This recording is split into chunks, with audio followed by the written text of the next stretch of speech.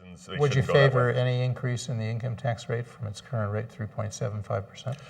As a part part of of the an deal? overall package, which workers' compensation would have to be on the table, and we would insist on some pro-business, pro-investment changes, especially for small business, then yeah, there's going to be that conversation. My board will have that conversation.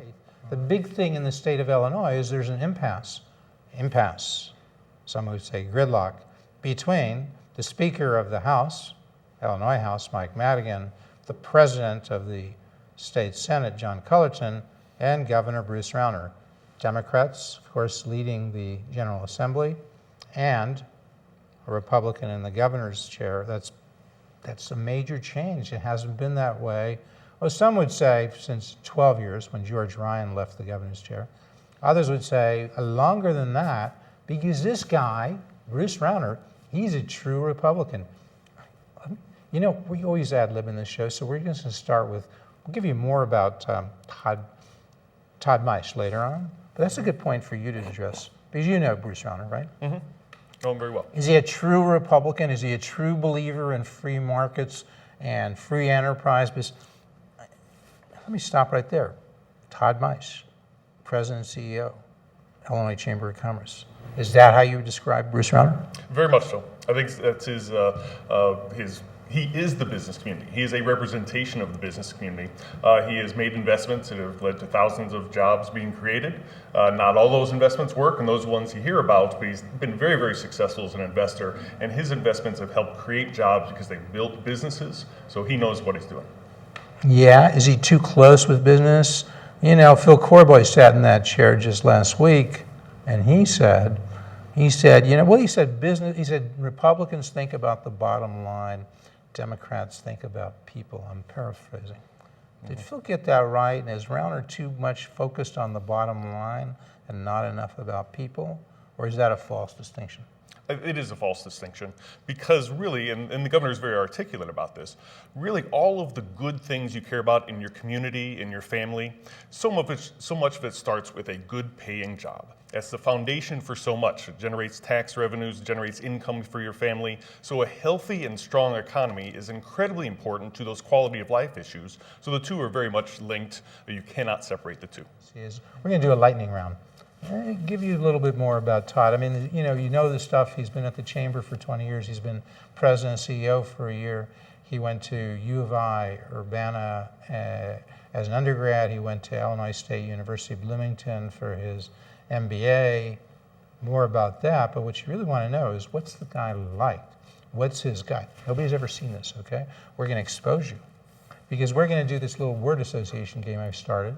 You know, sort of a lightning round. I say a word or two or a name or two, and you know how to play it, Todd. You just say whatever comes to your mind. I'm ready to go. We'll go like 20 topics in 2 minutes, and then we'll come back to the meat of the show, which is workman's comp, what's going on there, lawsuit, you know, the Illinois lawsuit climate, the business climate, all that stuff. But let me just start with it. Okay, the Illinois business climate, what comes to mind? Weakness and underperformance. Speaker Mike Madigan. Complicated. Governor Rauner. Real champion. Senate President John Cullerton. Accessible and caring guy. Illinois lawsuit climate. Very poor. Illinois business climate. Again, weak, underperforming. Weak. I mean, we're the 5th largest state in population, probably the 5th largest as an economy, right?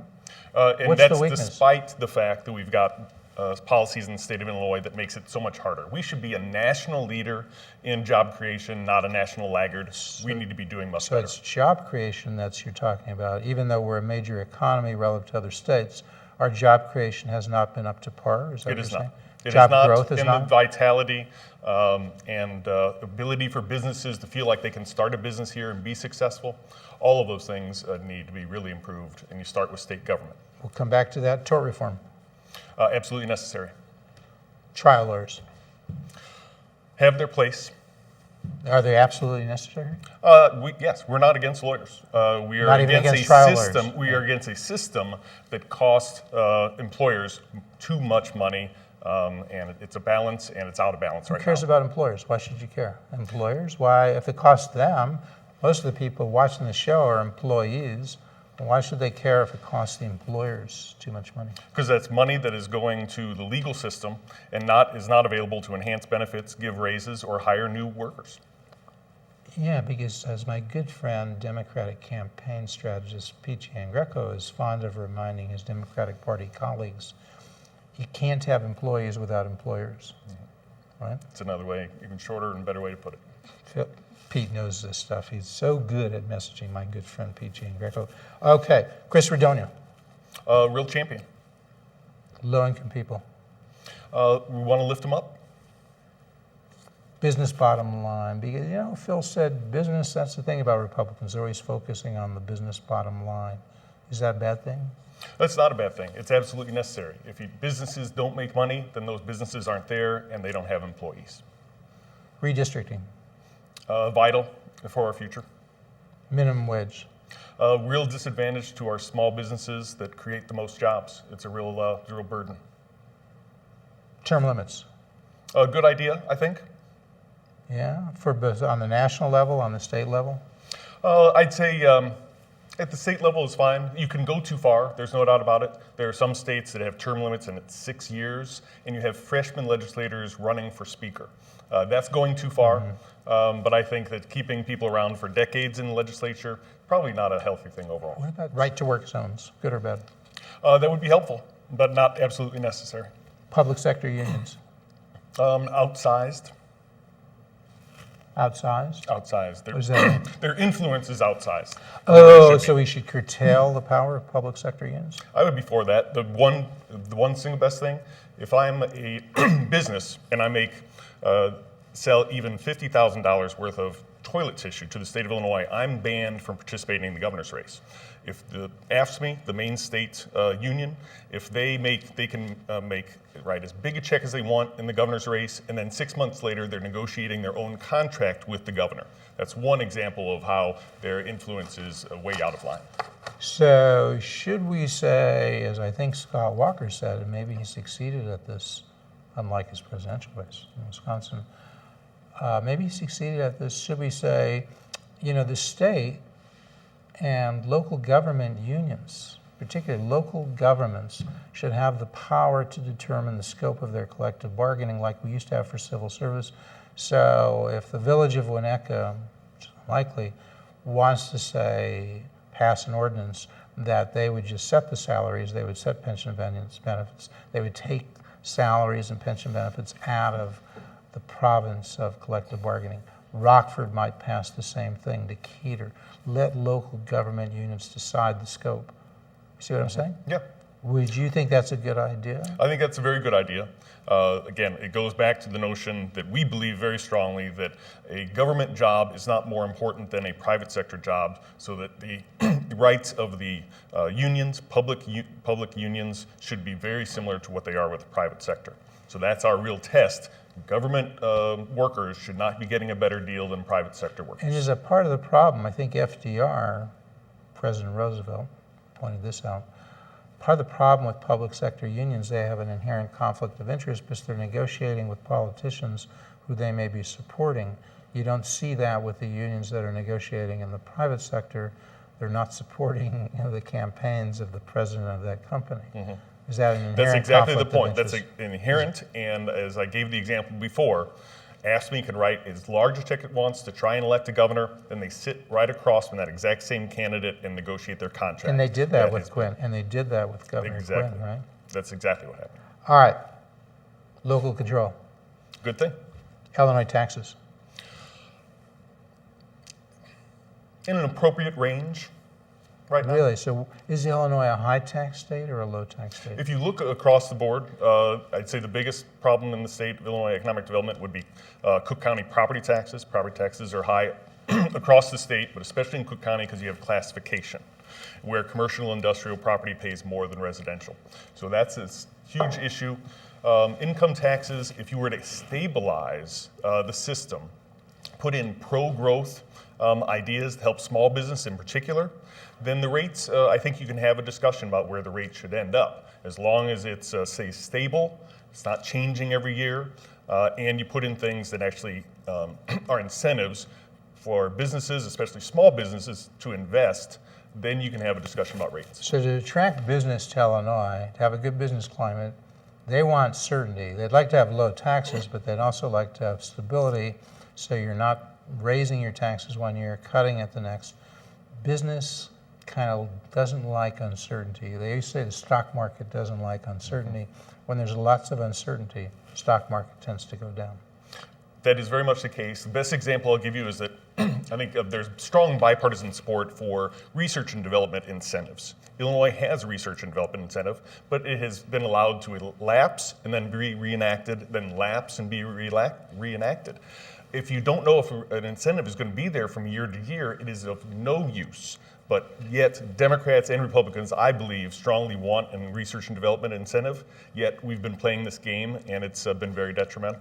Yeah, although the cynics would say politicians like that because if it's something they can control, they can get campaign contributions so that they can give it to them, and then they take it away, and then they got to get another campaign contribution. So they kind of like that give and take because that's what allows them to get campaign contributions to stay elected. Is that too cynical? I've heard that theory before.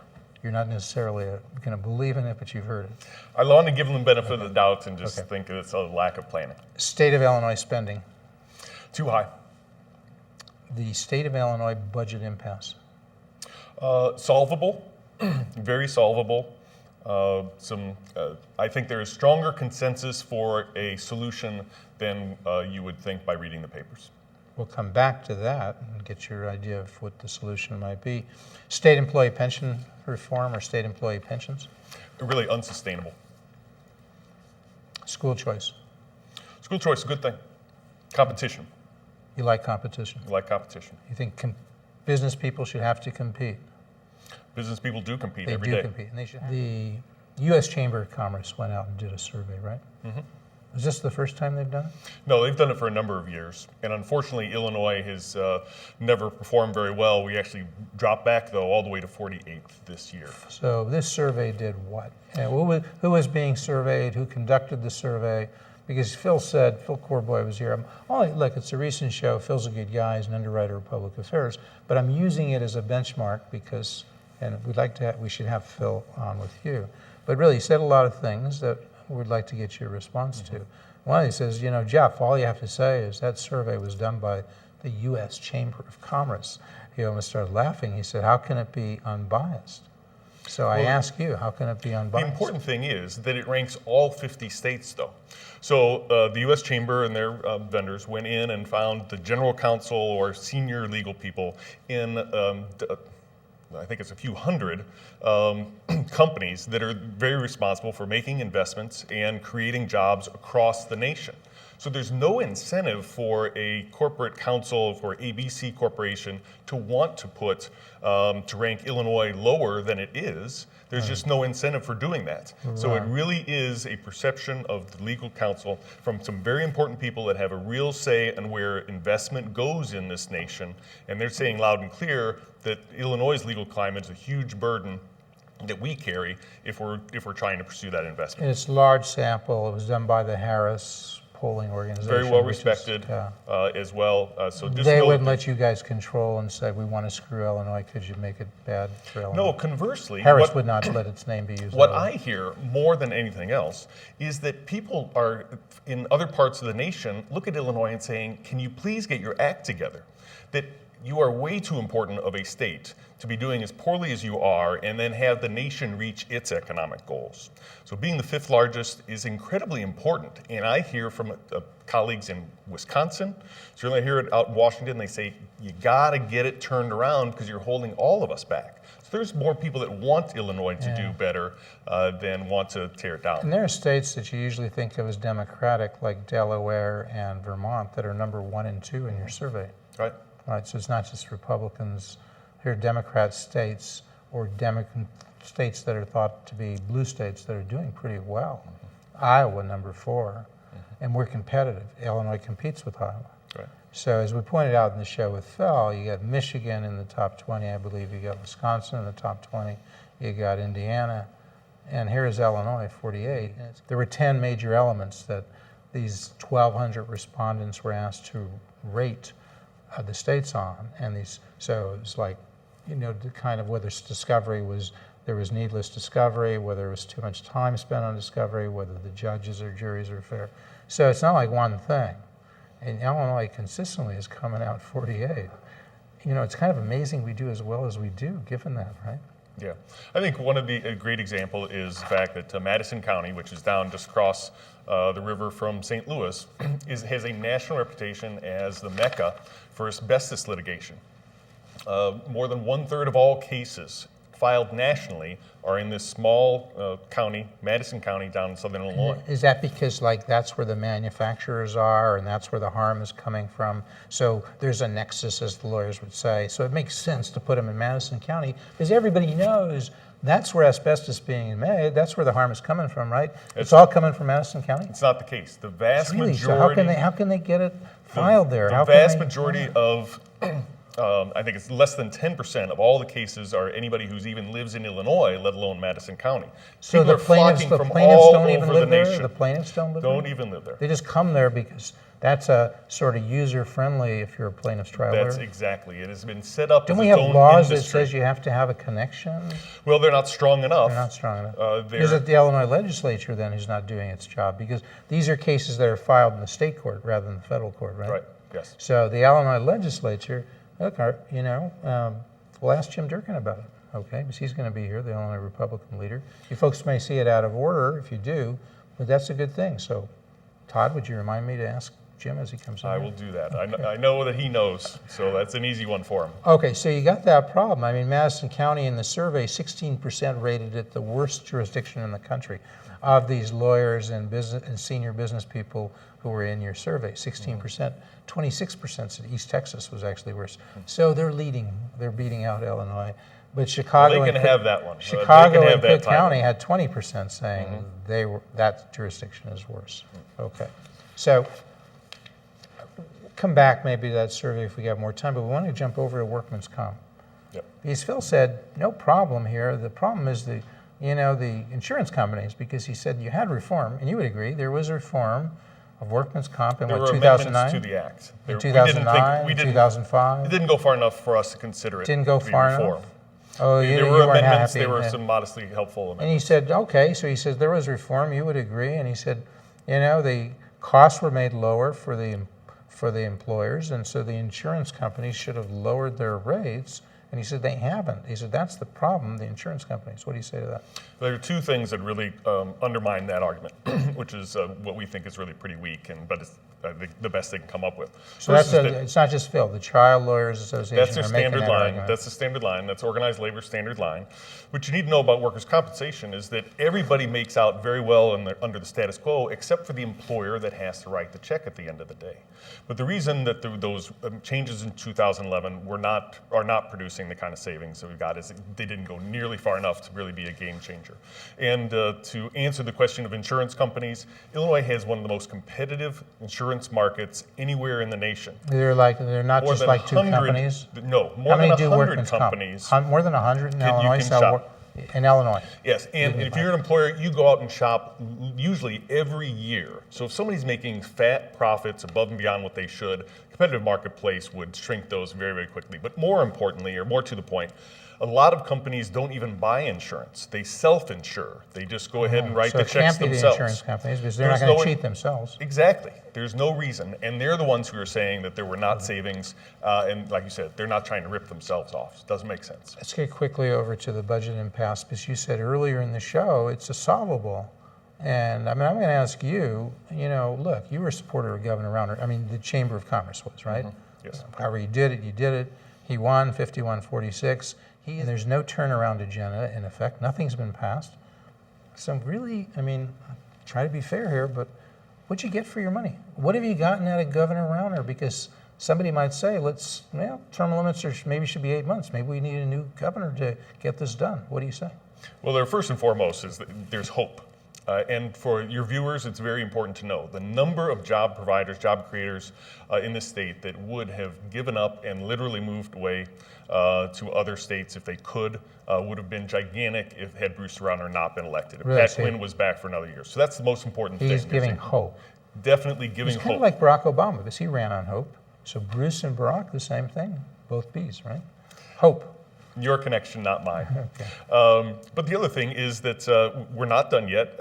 We talk to our members each and every day, and there has been no erosion of support for the governor and his agenda. They know that this was going to be hard. It is hard. It will remain hard for a period of time here, but they know that this is our only chance to really turn things around.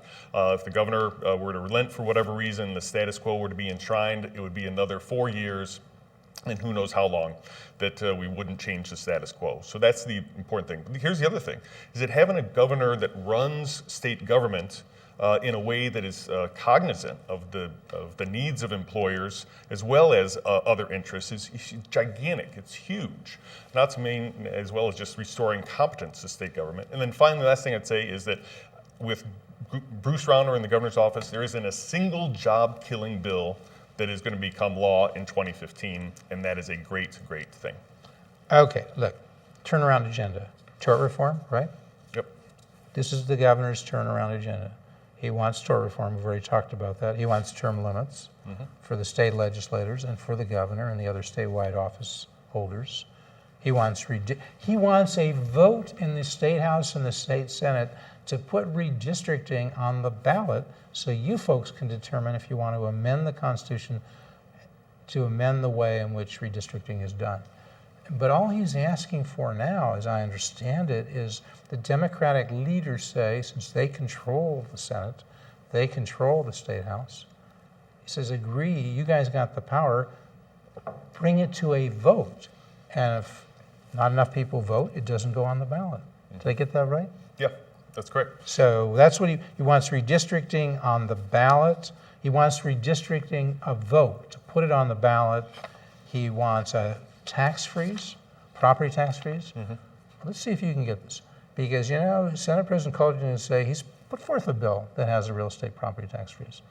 So does the governor support that bill, or does he need to tweak it for it to be consistent with his turnaround agenda? I think the real big difference between the governor and the president on that one is that the governor would make a strong argument, I think, that if you do hold down property taxes, that you've got to relieve some kind of costs or expense pressure to those same local governments, and that's why he wants to go ahead and modify collective bargaining so that taxing entities can hold down their costs at the same time that their revenues through the property tax are held down. Flesh that out a little bit. It's an important point. I'm not so sure the viewers across the state of Illinois have heard that. Flesh it out. Sure. I think the important thing is that flesh it out, whatever the word is. I think the easiest thing is right now, if you're represented by a union and you're trying to bargain with the city of Evanston, that everything's on the table.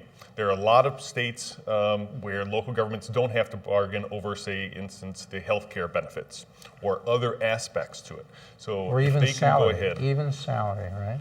Even salary. And that's determined by under Bruce's schematic, the state legislature would change the law so city of Evanston, city of Winnetka, city of Decatur, city of whatever, Rockford, could determine if they want to restrict collective bargaining, right? And if they determine that, no more collective bargaining on salary, on pension benefits, whatever, it would be like civil service used to be. Right. Correct. And like the federal government. Then you can control your costs, and then you can live within a property tax freeze, right? That's right. So that's key. Has Bruce said that clearly enough to people so they know why there's a dispute between Cullerton and him, that they know why there's a budget impasse? I think that I've heard him say it many times. I don't know if people are listening or if the media always plays that up. They put it under this kind of category of anti-union positions. You think there could be some bias in the mainstream media? I'd say that they have fallen in. Sometimes they get a little more lazy. And once somebody wrote anti-union measures, they'd all just kind of parrot it. Like the Chicago Tribune uses that, even though their editorials are very free market, their reporting is like way left. It's really, there's supposed to be separation between editorials and reporting, but shouldn't somebody in the editorial board say, like, here's a basic book in economics. Maybe you guys should know the difference between curtailing union power, you guys being the reporters and ladies, and curtailing union power and being anti-union. Is that the difference? I think so, and I would say it's being pro-taxpayer. Taxpayers are really out of the mix the way the system is set up now. Rauner wants to remove the prevailing wage requirements from local government, right? That's right. Means that, what does that mean? Well, prevailing wage is the when you're a unit of government, there is a essentially, we think, inflated wage that you have to pay to your contractors. Your vendors. To your vendors. So Right. when the city of Evanston or the state of Illinois goes out and bids a road project or even maintenance on a building, they don't go out and get the single best rate that somebody's willing to offer. They have to go ahead and pay a calculation wage that is much higher than what they would have gotten if it was just the So if the marketplace. governor has a way, the local governments could change, the state law would be changed so the local governments don't have to pay the so-called prevailing wage, which is the union wage essentially. That would be it could be up to a 20% savings in labor costs for taxpayers. And then again, it lowers the state costs because they don't have to give as much of a local government subsidy as they currently give. They give a portion of the state income tax back to the local government units. They want to cut that so they can overall reduce spending and taxes. So this thing all hangs together, if somebody would articulate it. So, to close this show, how do you solve the state budget impasse? I think property taxes is a great place to start. I do think that the president has shown that he sees that there is a real need for something to hold down property taxes. He's proposed as far as it goes, actually a good proposal. I think Which we just articulated. Yes, I said as far as it goes. And I think that there's a similarity. You mean as far as the Senate president? As far as the Senate But you're president saying plans that he go. needs to go further, that we've just talked, to have this right for local units to restrain to curtail collective bargaining as to the scope, right? Yes, And Rauner says that. yes. Can you get agreement on that? Could the Democrats actually give that to Rauner, not just a property tax freeze, but modified as you and I have spoken? Well, I think that here's where I think where the conversation will end up would be with the Senate president, and we shouldn't leave the House Speaker out of this. I think the president He's the deserves most credit. powerful person in the state of Illinois. The president deserves a lot of credit for trying to move this along. okay. So I give him credit for putting So you got to together get the speaker into a this. credible proposal as far as it goes. What I think if you could see is Democrats recognizing that property taxes are tough, and they're tough in Democratic and Republican districts. Let's go ahead and do something about it, but let's also recognize that do something to hold down the expense side so you're not just capping the units of local government revenue while doing nothing on the expense side. If they don't like Rauner's ideas for how to hold down costs, come up with other things that would still hold down costs for local governments so you could do the property tax freeze. And in an important interview, Senate President John Cullerton said to me just a few days ago, and you can see this shows transcribed on chicagonow.com/public affairs. He said the Democrats are open if the Republicans can show ways in which local units can hold down their costs. They're open to us. And I think that the Republicans, again, have been very strong on this. They've been backing So that's the the governor. solution. Real estate but I property think tax that freeze, that's modified, as you said, that's your way. If that happens, is that enough for him then for the governor to say, okay, here's some new revenue? I think that I don't think that that's probably just property taxes. What would else be my does he guess. need? What else I'm does not he going to be negotiating the deal. He We'll needs leave that something up else, to the though. governor. I think you need something else. But in if he there. gets us something else, he would agree possibly to an extension of the sales tax to services? I can't speak for the governor, so this is just my best Would guess. you recommend he do that? We would not recommend it for a couple of reasons. Number one, it's the way it's been proposed in the past, it's unconstitutional.